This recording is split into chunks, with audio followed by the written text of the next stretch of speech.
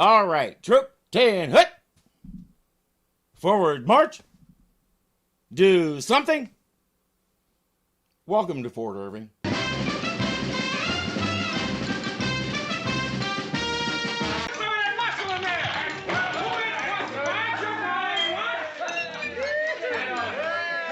I've been wondering if they rebuilt it every time. This makes a lot more sense. Vanderbilt, come on, get up in the tower. Now that we got it fixed, we got to test it. Sarge, I'm not going up in that tower until you prove to me that it won't fall down. Vanderbilt, nobody likes a scaredy cat. I'm not a scaredy cat, but every time it falls down, I keep breaking my glasses. I'm going broke. You have to love Vanderbilt. When actor Joe Brooks learned that he'd be playing the lookout, he came up with the idea of him being so nearsighted he can't see anything beyond the end of his nose, and he needs his glasses to see that. He overplayed the character just enough to make him funny, and it'd be an understatement to say he played it perfectly. So anyway, we'll have Agarn go up there and try it. The floor seems solid, so it's time for the final test.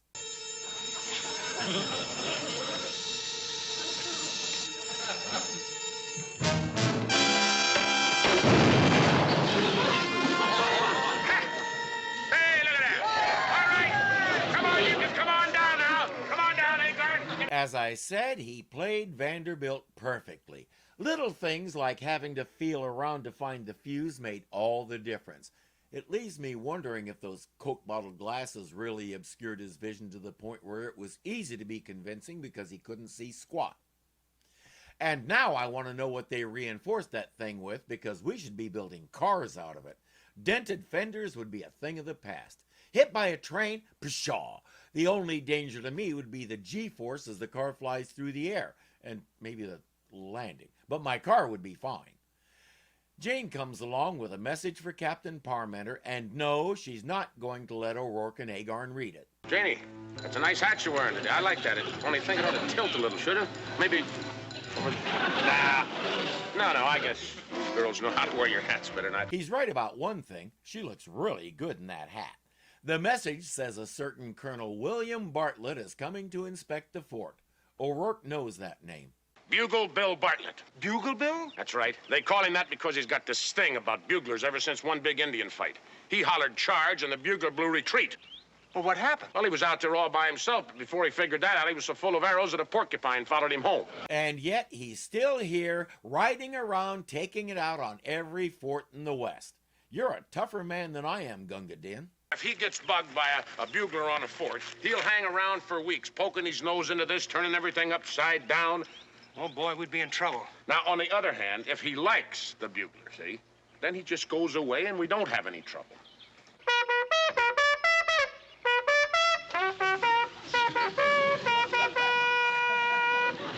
We are in trouble.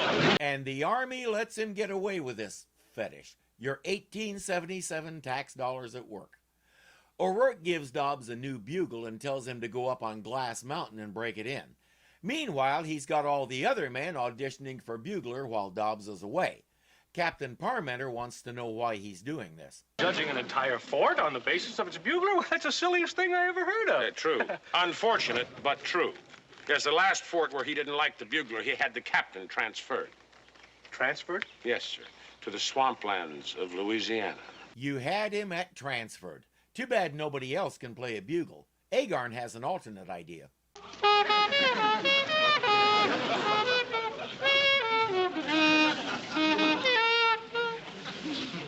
Something wrong, Sarge? Good try, Corporal, but I doubt that it would be appropriate while charging on horseback. How about this?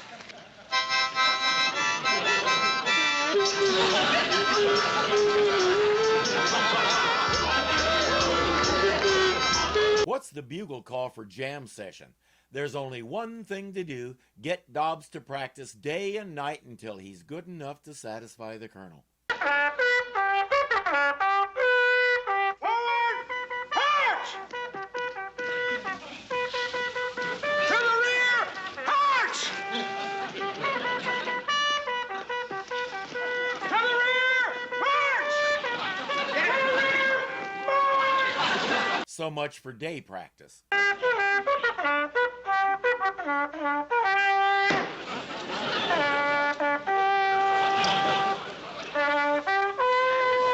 Remember to lower the flag to half-mast.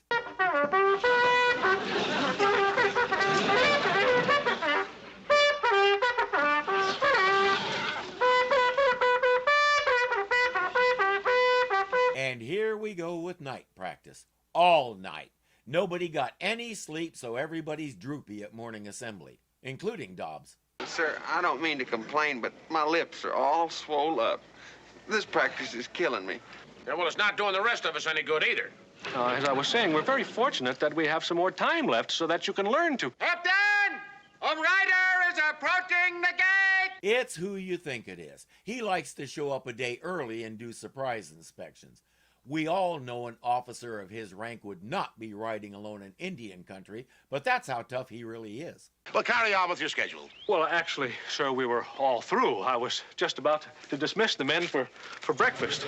Very well. Have the bugler play mess call. Mess call? Yes, that's a little number that's become quite popular in this man's army. Every time I see Richard X. Slattery, I have to do a double take because I think I'm looking at Brian Dennehy. He was a New York cop for 12 years and got his acting start doing police training films. We've seen him twice on this channel. In Mr. Terrific Episode 8, which I featured in a series called The Dumbbell Derby, he was Black Jack Clayton. In the Green Hornet Episode 20, he was Steve Gant, one of the gangsters trying to join forces with some of his rivals. He had the look of either a hard-bitten cop or a gangster who came up through the ranks, or a snooty colonel with a really weird fixation. Captain! Another rider is approaching the gate! Saved by the beller. It's the colonel's aide. Sir, I checked out that herd of horses headquarters want us to look into. They appear to be a very good buy. Oh, I see. How far is that ranch? About 17 miles, sir. Forts, horses. I suppose I better go up there. I'll inspect here tomorrow. But, sir, you're due at Fort Mills tomorrow. So when his message said he'd be here tomorrow, that was a lie. We'll remember this. Oh, that's right. Well, in that case, I'll have to postpone this inspection for the next couple of months. You won't get any argument from us. Oh, shame you missed our bugler, sir. I had to open my mouth. Shut up, Agarn. He's the best in the West. Ain't he, Captain? Shut up, Agarn. Is that good, eh? Well, in that case, I'm going to make it a point to stop back here this evening to hear him play retreat. He should have listened to me and shut it up.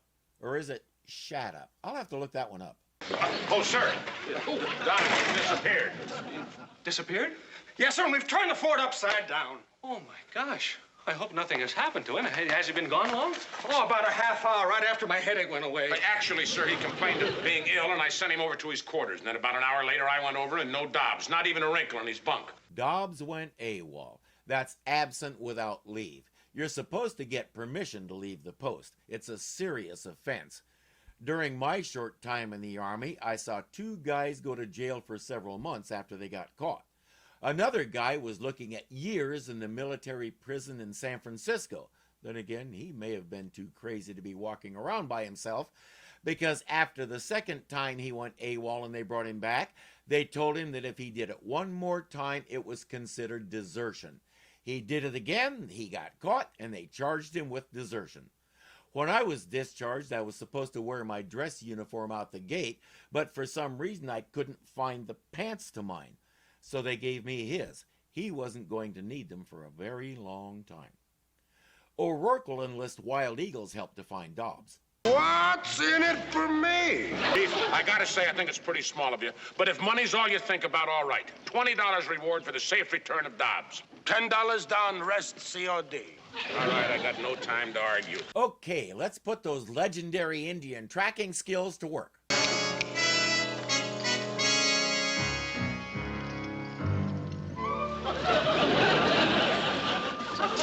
Wild Eagle, that was a dirty trick. Chief, how come you took our money when you knew Dobbs was here in the camp all the time? You never bet on sure thing? It's your own fault. You forgot to ask him if he already knew where Dobbs was. Dobbs is refusing to go back because nobody at the fort believes him. And if he blows retreat badly, the colonel will transfer Captain Parmenter. Dobbs won't have that on his conscience. But O'Rourke has a solution. Do you really feel that way about the captain? I sure do. been like a second mother to me. All right, Agarn. Hit him in the mouth. Huh? Split his lip so he can't blow for Colonel Bartlett. That's brilliant. Except that neither of them can bring himself to hit Dobbs. He's just such a baby face it'd feel like child abuse. I got it. You see that tree over there? Well, just pucker up and run right smack into it. Why do you need a whole tree? Give him a big stick. That's basically what a tree is anyway. Did you hear that, Sarge? Beautiful. Just beautiful. It's crazy cat. Cleaning pipes from still. It sounds like a French horn to me.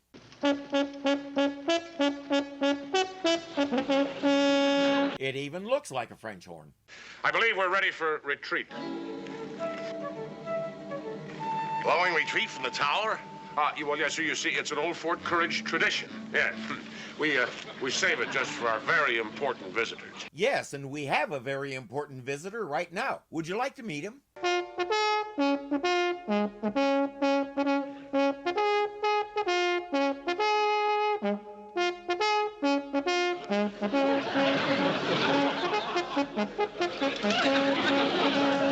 As I said, we have a very important visitor. His name is Crazy Cat. Beautiful. Touchingly, hauntingly beautiful. It's that echo from the tower that does it. You've made this a memorable day, Captain. Very kind of you to say that, sir. Colonel Bartlett. Goodbye, Captain. Goodbye, sir. Fortunately, the Colonel has never heard a French horn, so we're in the clear. We did it! We did it! We did it! I hope the still coil is all right.